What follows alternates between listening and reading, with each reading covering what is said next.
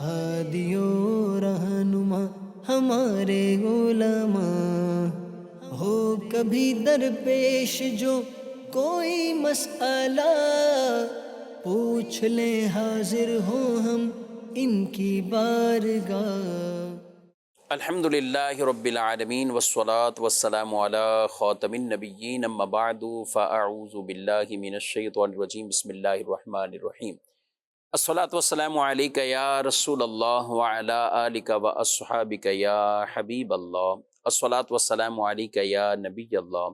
وعلی آلک واصحابک یا نور اللہ۔ مدنی چینل کے ناظرین، پروگرام دارالافتاء اہل سنت میں آپ کو مرحبا کہتے ہیں۔ اللہ رب العالمین ہم سب کو شریعت مطہرہ کے احکامات سیکھ کر سمجھ کر ان پر عمل پیرا ہونے کی توفیق عطا فرمائے۔ ہمارے پیارے نبی صلی اللہ علیہ وآلہ وسلم کا فرمان عظمت علی شان، ان اول الناس بی یوم القیامہ اکثرہم علی صلاۃ، قیامت کے دن میرے سب سے زیادہ قریب ترین وہ ہوگا جو مجھ پر کثرت سے درود پڑھتا ہوگا۔ سبحان اللہ۔ ہر امتی کی یہ چاہت اور یہ تمنا کہ بروز محشر اللہ رب العالمین اپنے پیارے نبی صلی اللہ علیہ وسلم کا ہمیں قرب خاص عطا فرمائے، حضور علیہ الصلوۃ والسلام کی ہمیں زیارت عطا فرمائے، اور یہ قرب اور یہ زیارتیں ان خوش نصیبوں کو بطور خاص حاصل ہوں گی کہ جو آقا صلی اللہ علیہ وسلم پر کثرت سے درود پڑھتے ہوں گے۔ ہمیں بھی اپنے معمولات میں درود پاک کو شامل رکھنا چاہیے۔ حصول برکت کے لیے بارگاہ رسالت میں ہدیہ درود و سلام، صلو علی الحبیب صلی اللہ تعالی علی محمد صلی اللہ علیہ وآلہ وسلم۔ آج کے ہمارے مہمان مفتی محمد جمیل رضا طاری ہیں، ان کو بھی خوش آمدید کہتے ہیں۔ کیسے مزاج گرامی؟ الحمدللہ، ماشاء اللہ ماشاء اللہ۔ ناظرین کرام، اول تاخیر آپ ہمارے ساتھ پروگرام میں شامل رہیں تو انشاءاللہ بہت سا علم دین سیکھنے کو ملے گا۔ سوال جواب کی صورت میں جب دین کے شرعی احکامات سیکھے سمجھے جاتے ہیں تو عام طور پر اس میں دلچسپی کچھ زیادہ رہتی ہے۔ کئی مسائل ہمیں درپیش ہوتے ہیں تو ان کا سیکھنا اور ضروری ہو جاتا ہے۔ تو ہمارا پروگرام آپ ملاحظہ کیجئے تو انشاءاللہ بہت سے شرعی مسائل آپ کو سیکھنے کو ملیں گے۔ ہمارے پاس ویڈیو سوال ہے، دیکھتے ہیں کیا پوچھ رہے ہیں۔ میرا نام محمد یاسر ہے۔ میرا سوال یہ ہے کہ نماز جنازہ پہ ہم جاتے ہیں، وہاں پہ میت کا چہرہ دیکھنا کتنا ضروری ہے؟ جینٹس کا تمام لوگ دیکھ سکتے ہیں یا چند لوگ دیکھیں؟ میت کا چہرہ دیکھنا یہ کتنا ضروری ہے، اور بعض اوقات ایسا بھی ہوتا ہے کہ لوگ جنازے کے بعد ایک لمبی لائنیں بھی لگ جاتی ہیں، کافی دیر بھی روک لیتے ہیں، کیا کہیں گے آپ اس میں؟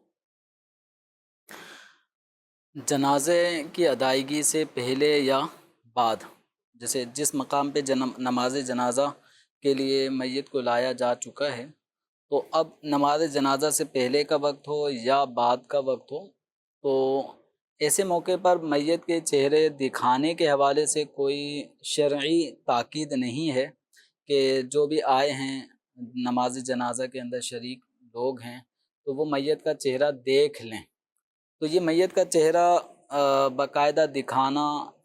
اس کا شریعت مطہرہ نے کہیں پر بھی کوئی حکم ارشاد نہیں فرمایا۔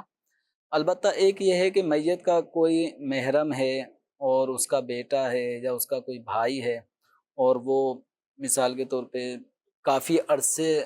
تک اس نے دیکھا نہیں، دور دراز تھا، موت کی خبر سنتے ہی وہ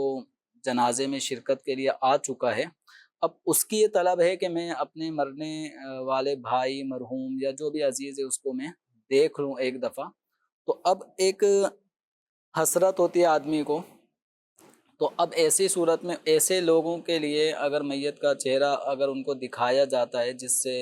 ان کا ایک غم ہے، وہ میت کا چہرہ دیکھ لینے سے کسی حد تک اگر وہ ہلکا ہو جاتا ہے تو اس کے دکھانے میں بھی کوئی مذائقہ نہیں ہے۔ اب اس کے لیے باقاعدہ پھر ایک لائن لگے اور اس طرح کا اگر اہتمام ہو رہا ہے اور جنازے کی ادائیگی بھی ہو چکی ہے، تو اب جنازے کی ادائیگی ہو جانے کے بعد تدفین کے عمل میں بلا وجہ تاخیر نہیں کرنی چاہیے۔ صحیح۔ تب بھی اگر کوئی دکھا دیتا ہے یا بعض اوقات جنازے کے فوراً بعد تو جنازے کو کندھے پہ اٹھا لیا جاتا ہے، اب قبرستان میں جب تدفین کا مرحلہ ہوتا ہے تو اس موقع پر میت کا چہرہ دیکھنے کی پھر وہاں پہ بھی بعض افراد کی طرف سے خواہش ہوتی ہے. تو اگر کوئی دور دراز سے آیا ہے اور خاص جنازے میں ہی شرکت کے لیے آیا تھا اور ہے بھی قریب ترین، تو ایسے موقع پر اگر اس کو دکھایا جاتا ہے تو کوئی مذائقہ نہیں. لیکن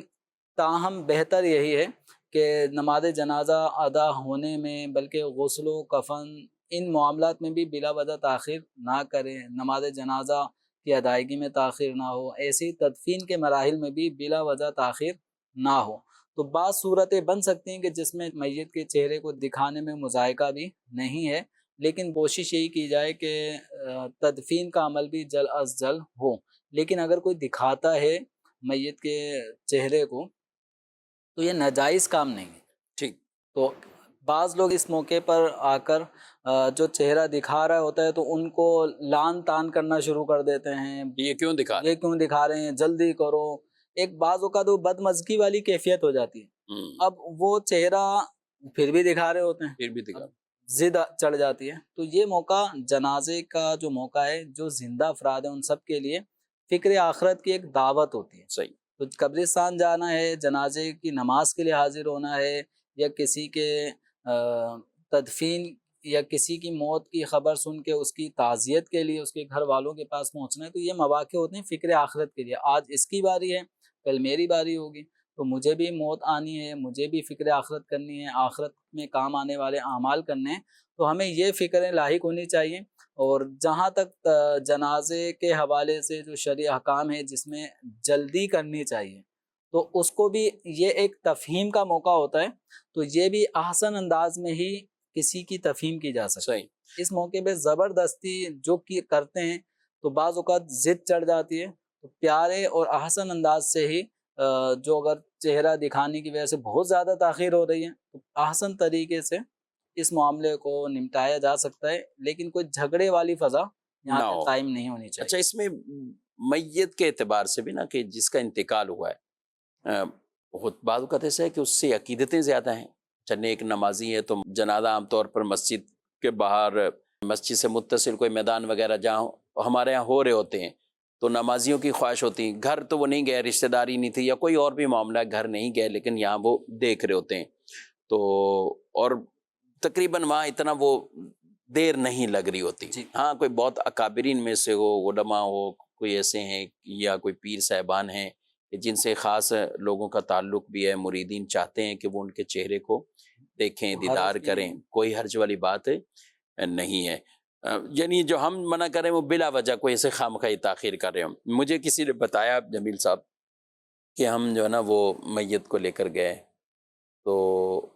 جنازہ بھی ہو گیا. اچھا، جنازہ ایسا ہوا کہ جیسے اعلان ہوا کہ ظہر کی نماز کے بعد جنازہ ہے، تو ظہر میں جنازہ نہیں آیا. وہ ہوتے ہوتے عصر تک پہنچ گیا، جنازہ نہیں آیا. اب عصر میں جنازہ ہوا ہے، لیکن جب تدفین کرنے گئے تو وہ جو ساتھی ساتھ گئے تھے تو واپسی آیا تو وہ بتا رہے کہ وہ تدفین وہاں پہ عشاء کے بعد ہی کی انہوں نے. اتنی لیٹ تاخیر، یہ کیسے ہوا؟ تو کہا یہاں سے ان کے کچھ مہمان ایسے آ رہے تھے اور وہ ٹرین پر تھے. تو اب ٹرین ظاہر ٹائم ہے تو اس کے بعد کہیں بھی کھڑی ہوگی، آدھا گھنٹہ اور کھڑے ہو گئے تو 1 گھنٹہ. انہوں نے بھی اتنا لمبا اس کو جنازے کو بھی ایسے ہی روکے رکھا کہ وہ وہاں قبرستان پہنچتے پہنچتے میں نے پھر کیا کیا، بس ایک جھلک دیکھا تو اس کے بعد فوراً تدفین کر دی گئی. اب انہوں نے کہا کہ اتنی گرمی تھی اس وقت، بہت زیادہ سخت گرمی کا موسم، تو جس میں لوگ کافی تکلیف میں آ گئے، اذیت میں آ گئے. یعنی جو شرکاء عام ہیں وہ بھی کوفت ایک محسوس کریں. تو اب جب اتنی تاخیر ہو رہی ہو، اب ادھر تدفین کا ٹائم ہے اور وہ کہے کہ میں حیدرآباد سے چلا ہوں، تو کیا کہیں گے آپ ایسے موقع پر؟ ان کو کیا روکنے کا کہیں گے؟ اب ایسے میں جو شرکاء ہیں میت کے ساتھ، جو باقاعدہ اپنا کام کاج چھوڑ کر اس موقع پر، غم کے موقع پر آئے اور نماز جنازہ میں شرکت بھی کرنی ہے، اب ان حضرات کو بھی ایک اس طرح کی تاخیر کی وجہ سے وہ بھی اذیت میں آ رہے ہوتے ہیں. پھر ایک چیز یہ ہے کہ جس طرح زندہ افراد وہ موسم کی شدت کا مطلب مقابلہ کر رہے ہوں گے، اگر گرمی ہے اور حبس والی کیفیت ہے تو ہر آدمی اس وقت پریشان ہے، اس کو کہیں بیٹھنے اٹھنے کی جگہ بھی عام طور پہ نہیں مل پا رہی ہوگی. تو جس طرح زندے لوگ پریشان ہوتے ہیں، اسی طریقے سے جو مردہ ہے، میت ہے، وہ بھی ایک قسم کی اب وہ تو اس کے آخرت کے معاملات ہیں، لیکن بظاہر ہم دیکھتے ہیں کہ وہ ایک آزمائش والا معاملہ ہو جاتا ہے، کیونکہ بعض میتیں ایسی ہوتی ہیں کہ جن کو بہت زیادہ دیر تک مطلب اس وقت ہم اوپنلی زمین پہ نہیں رکھ سکتے، یعنی وہ اس کو میت کو تدفین سے پہلے ہم گھنٹوں تک انتظار نہیں کرا سکتے۔ بعض امراض ایسے ہوتے ہیں کہ جس میں مریض کے اندرونی طور پہ جیسے کینسر وغیرہ اس طرح کے معاملات ہوتے ہیں، کچھ اور ایسے تعفن ہو رہا ہوتا ہے اور اس کی باڈی کو زیادہ دیر تک گرم ماحول میں تو رکھ بھی نہیں سکتے، بلکہ بعض اوقات تو ایئر کنڈیشن ایمبولینس میں ہی ڈاکٹرز کی طرف سے ہوتا ہے کہ اس کو آپ کو باہر بھی نہیں نکالنا، کیونکہ اس وقت اس کی باڈی ایسی ڈل رہی ہے۔ بعض اوقات کینسر کی وجہ سے وہ زخم، اس سے مواد وہ میت کے کفن پہ آ رہا ہوتا ہے، ڈولے پہ آ رہا ہوتا ہے، وہ الگ ایک معاملات ہیں۔ تو میت کو جس قدر ممکن ہو وہ تاخیر سے بچایا جائے اور جلد از جلد اس کی نماز جنازہ اور اس کے بعد تدفین کے مراحل ہونے چاہیے۔ جی بڑھتے ہیں مزید سوالات۔ مفتی صاحب سے میرا سوال ہے کہ جہاز میں نماز پڑھنے کی شرعی رہنمائی کیا ہے؟ نماز تو فرض ہے، اور نماز کو اپنے وقت پر ہی ادا کرنا یہ فرض اور ضروری ہے۔ یہ نہیں کہہ سکتے کہ ہم جہاز میں تو اب نماز ادا نہیں کریں گے۔ جن کو نماز کی اہمیت جو سمجھتے ہیں، جانتے ہیں، تو وہ الحمدللہ ہر طرف اس کا اہتمام کرتے ہیں۔ اب آپ اپنی ٹائمنگ کے حوالے سے جہاز میں بعض اوقات کے جہاز وہاں اترنے سے پہلے ہی، لینڈ کرنے سے پہلے ہی وقت نماز کا ختم ہو جائے گا، تو ظاہر ہے آپ کو اہتمام کچھ ایسا کرے کہ آپ دوران پرواز ہی جہاز جب اڑ رہا ہے تو آپ اس نماز کو ادا کریں گے۔ اب کئی جہازوں میں باقاعدہ جگہ ہوتی ہے، اور وہ پیچھے کی طرف یا کہیں ایسی جگہ کہ جہاں آپ کھڑے ہو کر قبلہ رو ہو کر بآسانی نماز ادا کر سکتے ہیں، تو وہاں آپ اسی طریقے سے نماز کو ادا کریں، اور باقاعدہ اہتمام کے ساتھ، یعنی کھڑے ہو کر اور قبلہ رو ہو کر۔ جہاز میں وضو کرنے کے بھی مشقت تو ہو سکتی ہے، لیکن ممکن ہے، ایسا نہیں کہ جہاز میں وضو ہو نہیں سکتا، ممکن تو ہے، لیکن کچھ نہ کچھ قدرے بہرحال مشقت ہوگی۔ تو جب ہمیں پتہ ہے نماز کا ٹائم آ رہا ہے تو پہلے سے ہی باوضو بیٹھ جائیں، یہ کوشش کریں۔ اب آپ نے باوضو بیٹھ گئے، نماز کا ٹائم ہو چکا ہے، تو کھڑے ہو کر باقاعدہ جہاں پر نماز کے لیے کچھ جگہ موجود ہے تو اس نماز کو یوں آپ ادا کریں۔ ہاں بعض صورتیں ہو سکتی ہیں کہ کھڑے ہونے کی وہاں صورت نہیں بن پا رہی، تو اب اس صورت میں پھر سیٹ پر ہی بیٹھے بیٹھے آپ اس نماز کو ادا کریں گے۔ یہ اتنے احکامات بیان کیے جا رہے کہ نماز کو قضا نہیں کرنا، ہمیں نماز کو چھوڑنا نہیں ہے، ترک نہیں کرنا، قضا نہیں کرنا۔ اب دو طرح کی بات آتی ہے کہ وہ عذر من جانب اللہ ہے یا من جانب العباد ہے۔ تو جہاں یہ صورت ہوگی کہ عذر من جانب اللہ ہے تو وہ اعادہ بھی بعد میں نہیں ہے، اور جہاں صورت من جانب العباد یعنی لوگوں کی طرف سے وہ رکاوٹ آ رہی ہے، یہ کھڑے ہو کر باقاعدہ اس جگہ پر قیام اور اس کے ساتھ پڑھ سکتا ہے نماز، لیکن اس کو لوگوں کی طرف سے رکاوٹ ہے، جہاز کے عملے کی طرف سے رکاوٹ ہے، تو اس کو عذر من جانب العباد شمار کیا گیا۔ تو ایسی نماز کو اس وقت ادا تو کر لیں، لیکن بعد میں آپ اس نماز کا اعادہ کریں، لیکن یہ ذہن اپنا بنا لیں کہ نماز ہمیں چھوڑنی نہیں ہے۔ کئی لوگ ہوتے ہیں کہ وہ جہاز کا نام بس ٹھیک ہے جہاز میں جا رہے ہیں تو ہمیں تو پتہ ہی نہیں چلا اب کتنے بجے لینڈ کرنا ہے، ہمیں یہ بھی نہیں تھا، یہ سب پتہ ہوتا ہے لیکن نماز کا نہیں پتہ کہ نماز کا وقت کتنے بجے وہ چلا جائے گا۔ تو جب بھی سفر پہ چاہے بس پہ ہو، ٹرین پہ ہو، جہاز پہ ہو، تو ان چیزوں کا بھی اہتمام کریں، احکامات سیکھ کر چلے جائیں۔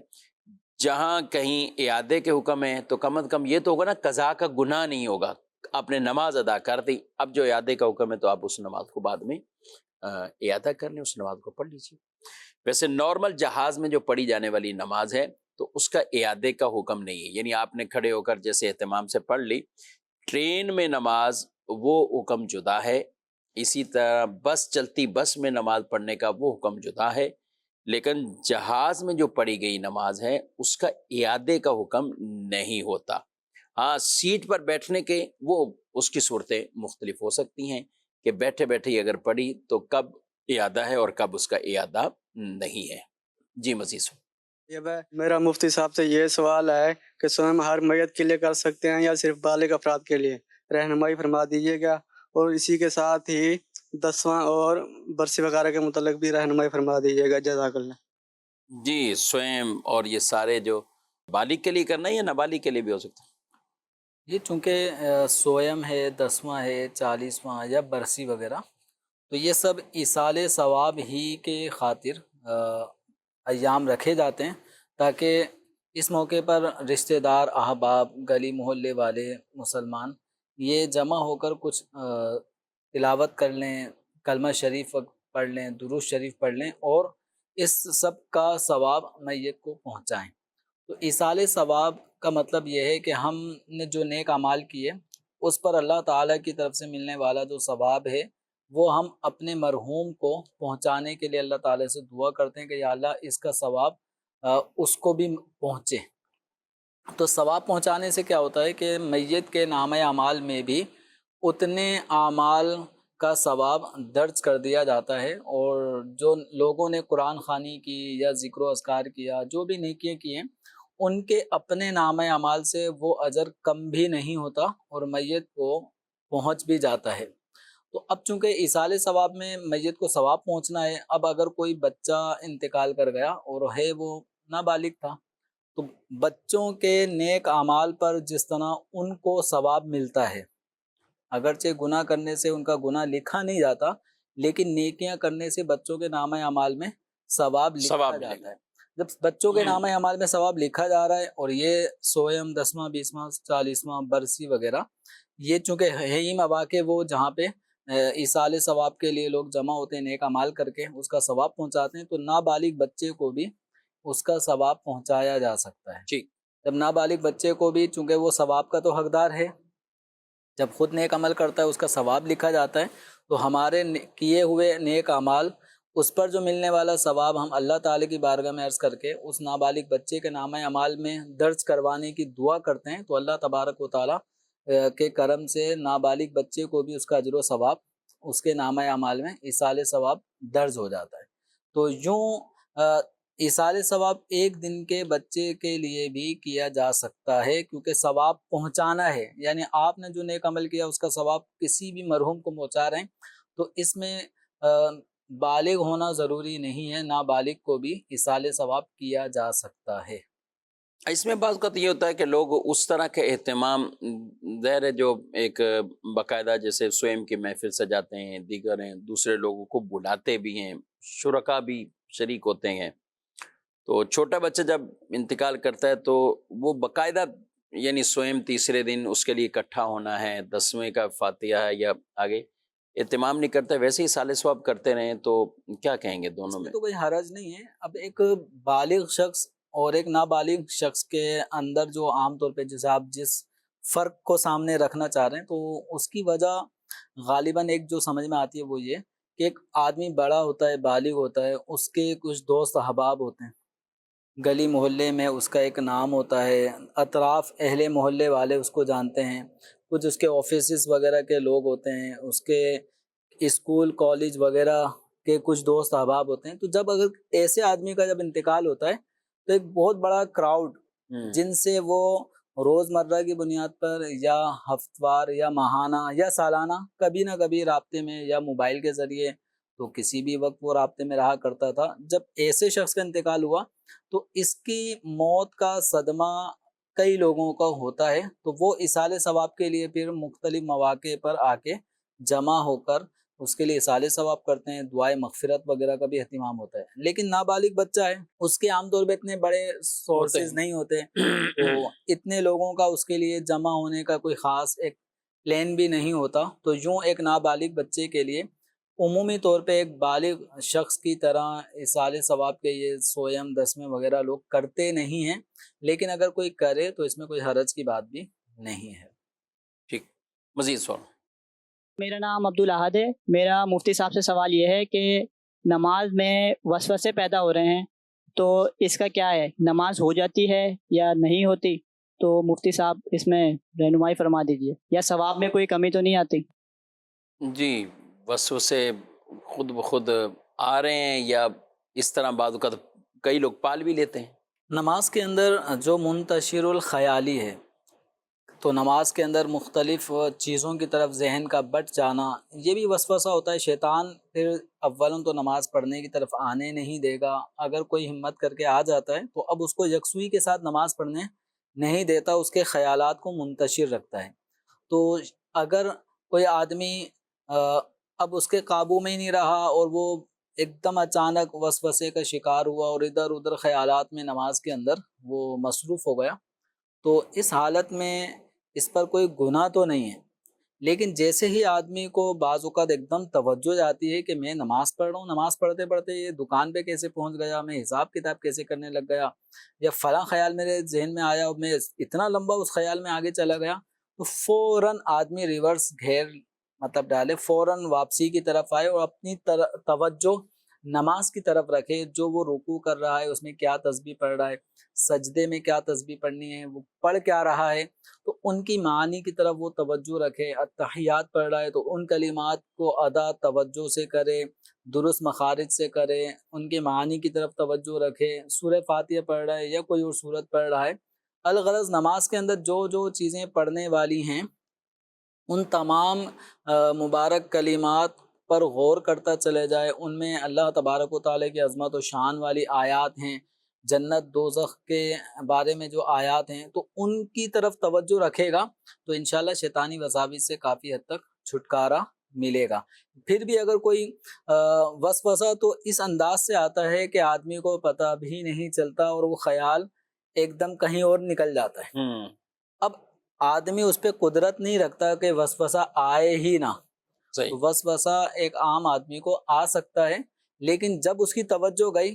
اب اس خیال کو قصدن آگے لے کے نہیں چلے کہ جہاں تک رکا تھا اب کہیں اس کو اور ہی کمپلیٹ کر لیتے ہیں اور کیا کیا سوچ، اب یہ قصدن سوچ لے کر آئے گا نماز میں، قصدن خیالات کو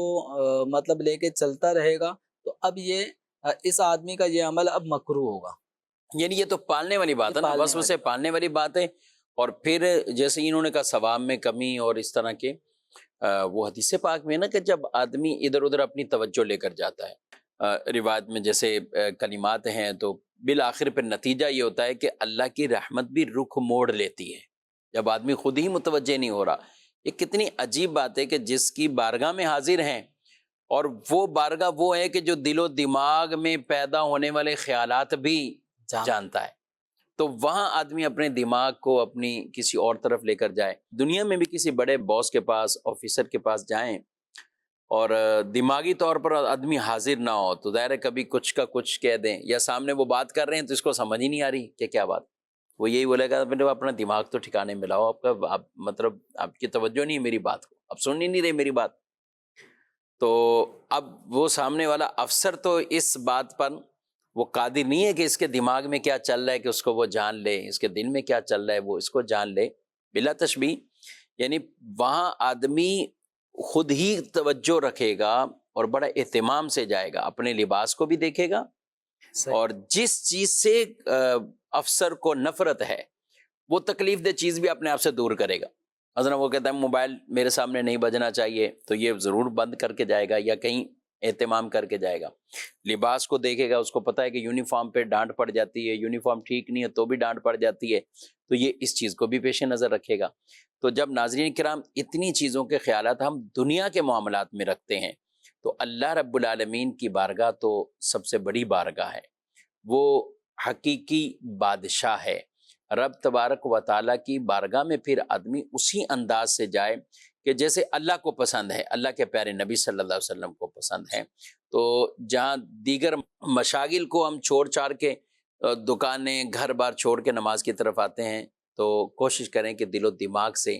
نماز میں ہی رہیں، اور اتنی توجہ سے پڑھیں گے تو پھر وسوسوں سے جان بھی چھوٹ جائے گی۔ اور ہاں یاد رکھیں، جس نے وسوسے پال لیے تو پھر یہ نماز پڑھنا اس کے لیے آسان نہیں ہوگا، یہ مشکل ہو جائے گا اس کے لیے۔ پھر ایک دن ایسا آئے گا کہ یہ نماز کو چھوڑنے والا بن جائے گا، کیونکہ نماز پڑھ بھی رہا ہے اور اس کو وسوسے اتنے آ رہے ہیں کہ اس کو نہ رکعت کا پتہ چل رہا ہے، نہ یہ چل رہا ہے، نہ وہ تو یہ پھر شیطان اس سے چھڑوا دے گا۔ تو یہ شیطانی چالیں ہیں، اپنے آپ کو اس سے ضرور دور کریں اور اپنے اندر اسے کوئی وساوس پیدا نہ ہونے دے۔ لا حول ولا قوت الا باللہ العلی العظیم، یہ پڑھ کر ان وسوسوں کو جھٹک دیا کریں۔ مزید سوال؟ مفتی صاحب سے میرا یہ سوال ہے کہ اگر کوئی شخص امام کو لقمہ دیتا ہے ایسی صورت میں کہ آیت مبارکہ میں کوئی لفظ چھوٹ گیا ہو تو ایسی صورت میں کیا حکم ہوگا اگرچہ جمعہ کی نماز ہو؟ جی، آیت مبارکہ میں یعنی نارمل نمازوں میں بھی لقمہ دے سکتے ہیں؟ ویسے تو تراویح میں سنا ہے لقمہ دینے کا، کیا کہتے ہیں؟ عام نمازوں میں بھی اگر کسی نے امام سے کوئی آیت چھٹ گئی درمیان میں تو اگر کسی نے لقمہ دے دیا تو لقمہ دینے سے اس کی نماز تو نہیں ٹوٹے گی، لیکن اس بات کا خیال رکھنا چاہیے کہ بعض اوقات امام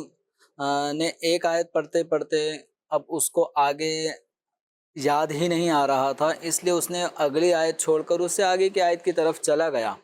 اور 3 آیات جو سورہ فاتحہ کے بعد پڑھنا،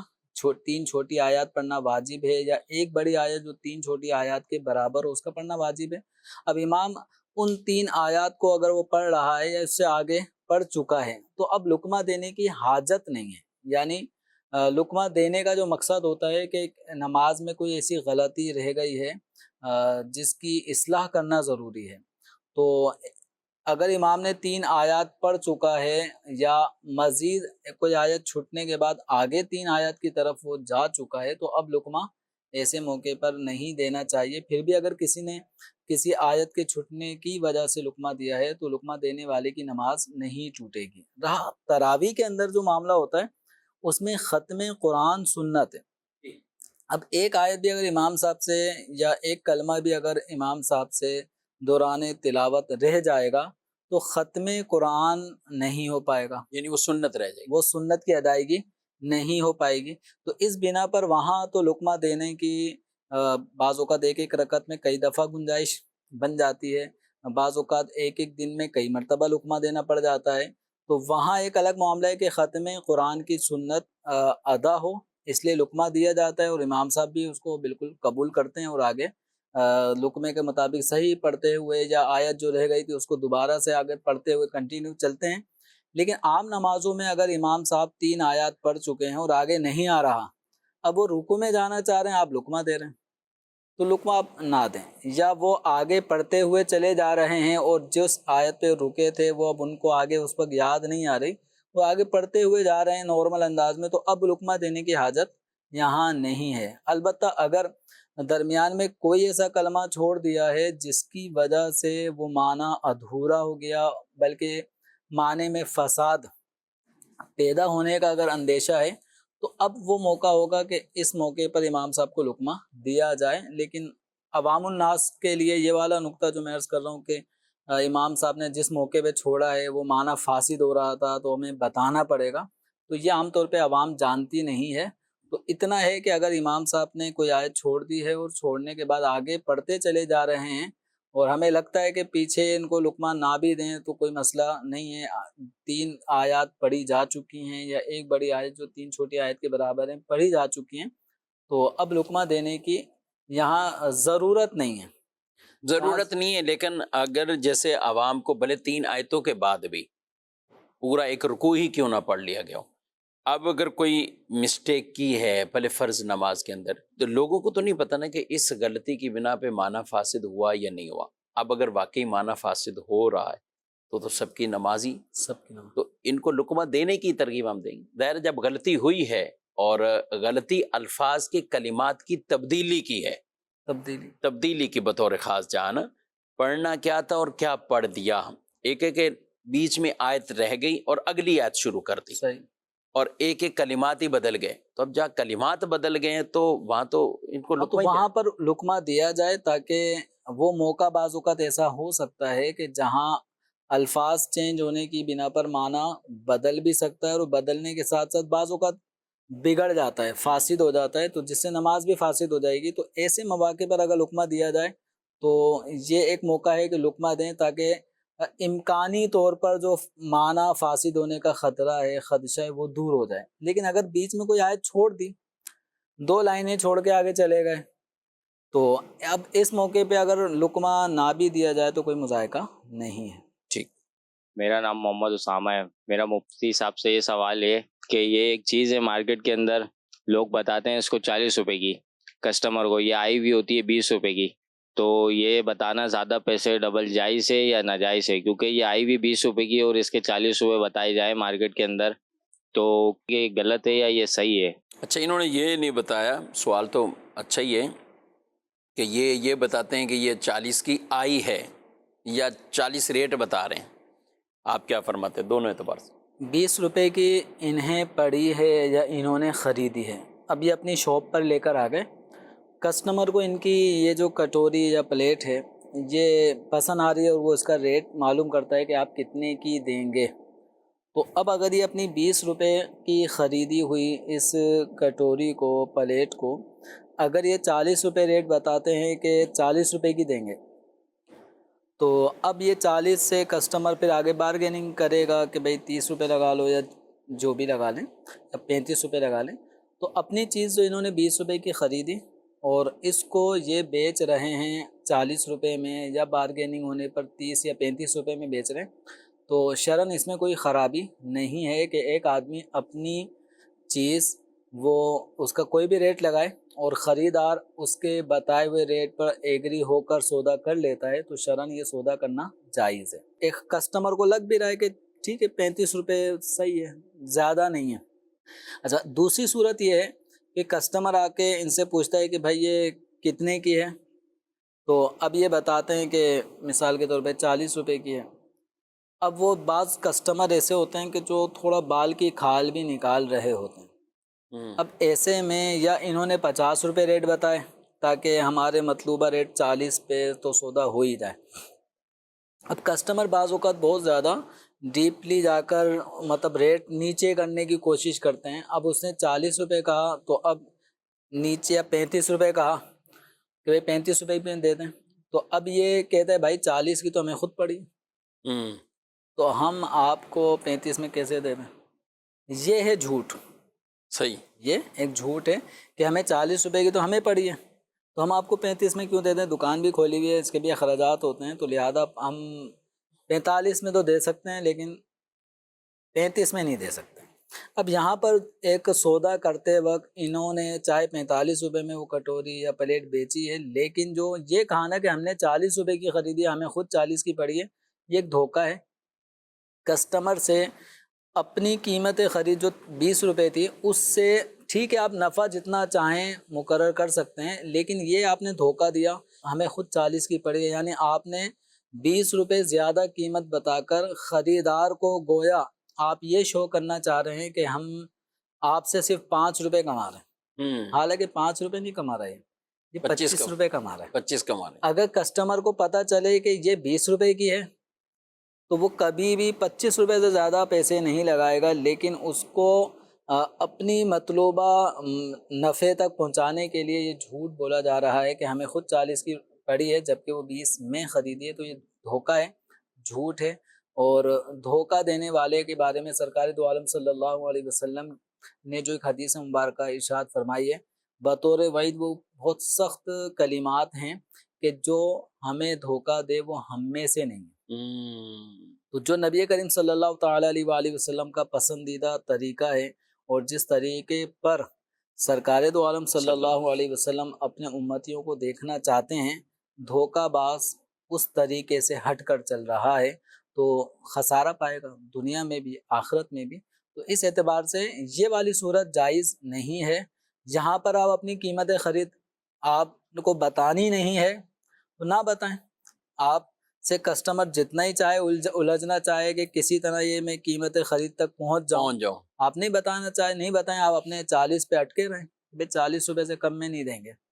ہمیں اتنے کی پڑی ہے تو اتنے کی پڑی ہے۔ اگر بتانا ہے تو پھر صحیح بتائیں کہ 20 روپے کی پڑی ہے لیکن 40 سے کم میں نہیں بیچیں گے۔ اچھا، بعض ہوشیار ہوتے ہیں دکاندار، یہ والا اماؤنٹ تو نہیں بتا رہے ہوتے لیکن ادھر کہہ رہے ہوتے ہیں کہ ہمیں نقصان ہو جائے گا، اتنے میں ہمیں نقصان ہو جائے گا،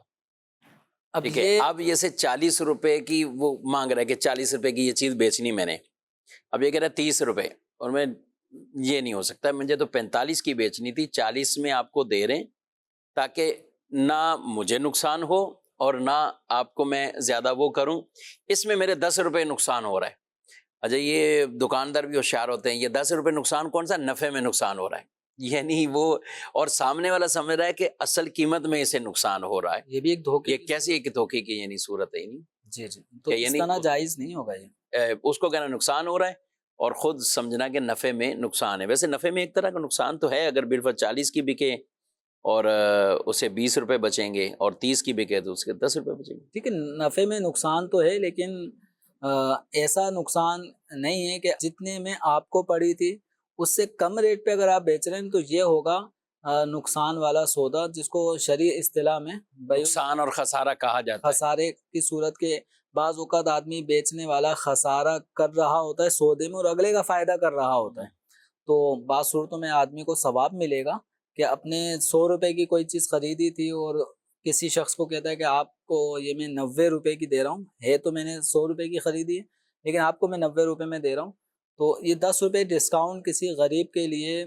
بعض اوقات بہت اہمیت کا حامل ہوتا ہے. تو یہ کسی کے لیے ڈسکاؤنٹ ان معنوں میں کرنا یہ ایک اچھی نیت کے ساتھ ثواب بھی ہوگا. لیکن آپ 100 روپے کی چیز کو بتا رہے ہیں 150 روپے، اور 150 روپے کے بعد پھر وہ بارگیننگ کرتے کرتے بندہ 130 روپے لگاتا، تو آپ کہہ رہے ہیں یار یہ تو نقصان ہے، یہ میں نقصان کر رہا ہوں، میں آپ کو گویا نقصان کر کے بیچ رہا ہوں. تو آپ اپنے اصل سرمایہ میں نقصان نہیں کر رہے،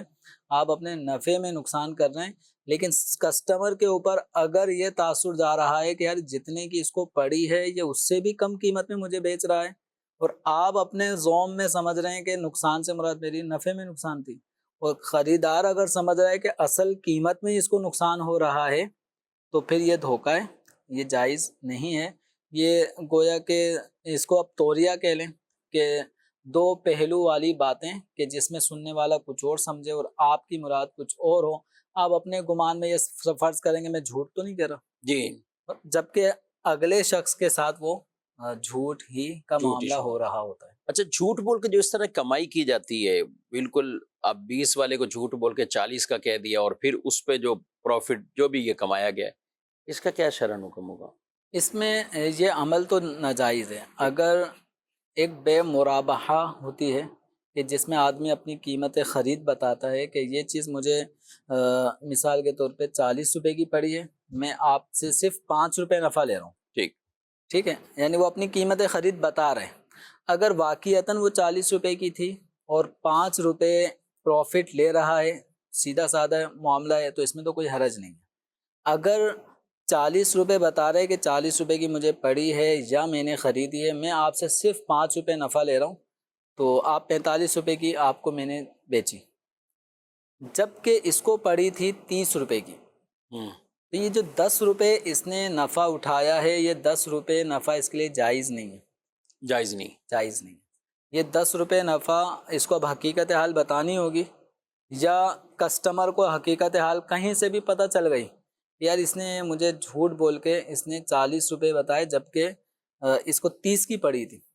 تو وہ آ کر اپنے 10 روپے وصول کر سکتا ہے، اس سے وصول کر سکتے ہیں. اور پھر دھوکے میں اور بھی جو یعنی اپنے فائش اس نے گویا اپنے اس معاہدے میں، اس خرید و فروخت کے عقد میں یہ تاثر دیا تھا کہ میں صرف 5 روپے نفع لے رہا ہوں، اور 40 روپے بتا کے 45 میں بیچ کے 5 روپے نفع ہی لینا شو کیا تھا، جبکہ وہ چیز 30 روپے کی اس نے خریدی تھی تو اس نے 15 روپے نفع لیا ہے. یہ دھوکہ دے رہا ہے. تو کسٹمر اس بات کا حق رکھتا ہے کہ وہ 10 روپے اس سے جو زیادہ چلے گئے وہ واپسی لے سکتا ہے. اور دھوکے میں اور کئی 10 روپے استعمال کرنا جائز نہیں ہوگا. اور دھوکے کی اور کئی غبن فاحش والی جو صورتیں حال ہیں کہ جن پہ وہ واپسی بھی لے سکتا ہے یا رد کر سکتا ہے اس سودے کو. ایسی بھی صورت ہو سکتی ہے کہ ایک آدمی کہہ رہا ہے بھائی مارکیٹ میں اس کا یہی ریٹ چل رہا ہے کہ یہ چیز مثال کے طور پہ 100 روپے کی آپ کہیں کسی بھی دکان سے لے لیں، 100 روپے سے کم آپ کو کوئی دے گا نہیں. اب ایک آدمی جس کو ضرورت ہے وہ اب کہے کہ میں پوری مارکیٹ چھانوں ایک پلیٹ کے لیے، ایک آئٹم کے لیے، تو وہ پھر اس سے ہی خرید لیتا ہے، جبکہ اگر وہ مارکیٹ میں دوسری تیسری دکان میں ہی جاتا اور ریٹ معلوم کرتا تو وہ چیز 50 روپے کی مل جاتی. صحیح. اب یہ ایک ایسے واضح دھوکہ ہے، تو اس صورت میں یہ چیز واپسی کر کے وہ اپنے 100 روپے واپسی بھی لے سکتا ہے کہ بھائی میں اس سودے کو نہیں مانتا، یہ لو، میں 100 روپے میں 2 آئٹم لے سکتا ہوں. صحیح بات. اور یہ فروٹ میں بھی بعض اوقات ایسا ہے جب پورے ٹھیلے کھڑے ہیں تو وہ کہتے ہیں پہلے والے کو کہا تو پورے ہی یہی ریٹ ہیں. اب تھوڑا سا بازار کے اندر جائیں تو کافی تفاوت آ جائے، کافی فرق بھی آ جائے، ریٹ میں بھی کافی فرق آ جائے. حلال کمائیں اور جھوٹ دھوکہ نہ دیا تو ظاہر ہے آپ نے اپنی 1 روپے کی چیز 10 روپے کی بیچ دیں. مسلمانوں کا ان حوالے سے خیر خواہی کرتے ہوئے خیال رکھنا چاہیے، اور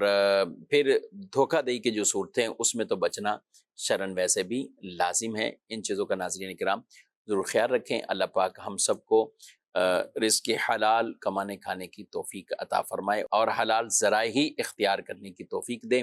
حرام ذرائع سے، حرام کاموں سے بچنے کی ہمیں سعادت عطا فرمائے. ہمیں اور ہماری نسلوں کو بھی اس پر عمل کی توفیق دے. آمین بجاہ النبی الامین صلی اللہ علیہ وسلم. ہادی و رہنما ہمارے علماء،